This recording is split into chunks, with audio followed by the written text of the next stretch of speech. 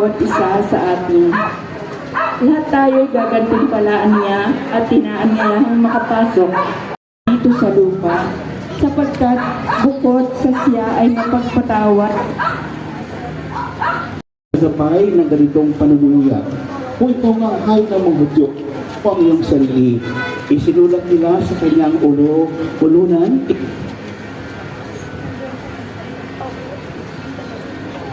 Sabi niya, hindi ikaw ang Kristo, ikaw ang iyong sarili, at pati na rin kami. Ngunit pinagsabihan naman ito ng kanyang kasama.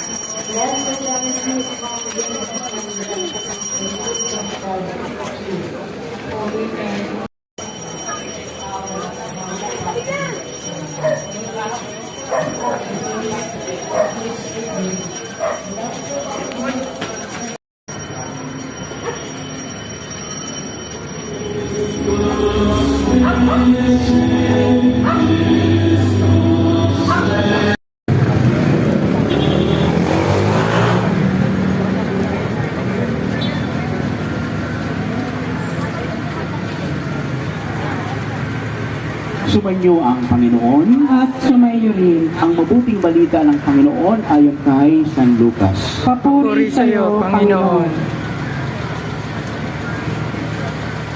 Pagdating ng anak ng tao bilang hari kasama ang lahat ng anghel, uupo siya sa kanyang trono ng kaluwalhatian. Tinipoy naman sa harapan niya ang lahat ng tao at sila'y kanyang pagpupukod-pukod. Blessed is the fruit of thy womb, Jesus. Holy and Holy Mother of God, pray for us sinners, now and we are our death. Glory be to the Father, and to the Holy Spirit, as it was in the beginning, is now, and will forever. Amen. O my Jesus, forgive us our sins. For us, now and at the hour of our death.